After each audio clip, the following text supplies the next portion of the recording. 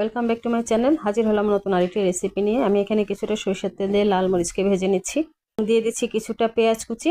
লাল মরিচটা আমার ভাজা হয়ে গিয়েছে। প্রথমে আমি মরিচটাকে তুলে নিচ্ছি, এরপরে পেঁয়াজটাকেও তুলে নিব। আমি যে রেসিপিটি করে দেখাচ্ছি, এই রেসিপি গ্রাম বাংলার প্রায় সব মেয়েরাই পছন্দ করে থাকে। আমি এখানে কিছু ফ্রেশ টমেটো নিয়ে নিয়েছি। টমেটোগুলোর উপরের যে বোটার অংশটা সেটাকে সুন্দর মতো একটা চাকু দিয়ে পরিষ্কার করে নিয়েছি। এরপরে ফ্রাই প্যানে দিয়ে দিলাম। এক সাইড আমি ভেজে নিচ্ছি।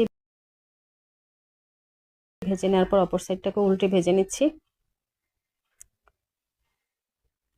অপর সাইডটা ভাজা হয়ে আসছে আমার প্রায়। এই অবস্থায় আমি এখানে আরো কিছুটা তেল দিয়ে দিব। এখন প্রতিটা টমেটোর উপরে তেলটা ছড়িয়ে দিচ্ছি আমি। এতে করে টমেটোটা একদম সিদ্ধ হয়ে যাবে। আমার টমেটোগুলো সিদ্ধ হয়ে গিয়েছে। এখন দেখেন আমি খুন্তি দিয়ে যখনই মাঝখান থেকে চাপ দিচ্ছি প্রতিটা টমেটো কেটে যাচ্ছে। এভাবে দুই ভাগ করে আমি টমেটোগুলোকে মাঝখান থেকে একটু ছেঁকে নিচ্ছি। প্রতিটা টমেটোকে আমি একইভাবে কেটে নিচ্ছি। এক সাইড ছাকা হয়ে গেলে অপর সাইডটাকে আমি উল্টে একইভাবে ছেঁকে নিব।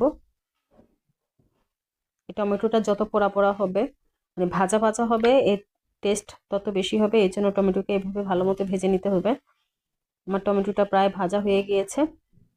এই অবস্থায় আমি চুলা রাসটা কমিয়ে দিয়ে যে মরিচটা ভেজে নিয়েছিলাম সেই মরিচটাকে এখন একটু লবণ দিয়ে চটকে মিলিয়ে নিচ্ছি। মরিচটা চটকানো হয়ে গিয়েছে। এখন আমি ফ্রাই প্যান থেকে যে টমেটোটা ভাজছিলাম সেই টমেটোটাকে তুলে নিচ্ছি। টমেটোটা অনেক গরম থাকার কারণে হাত দিয়ে এটাকে মিলানো সম্ভব না।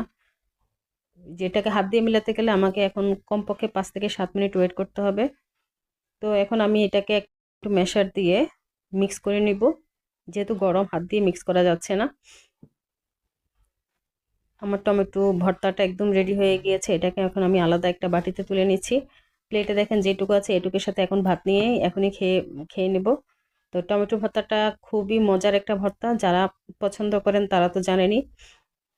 তো আমার ভিডিওটি যদি আপনাদের ভালো লেগে থাকে অবশ্যই লাইক কমেন্ট শেয়ার করে পাশে থাকবেন। ধন্যবাদ সবাইকে।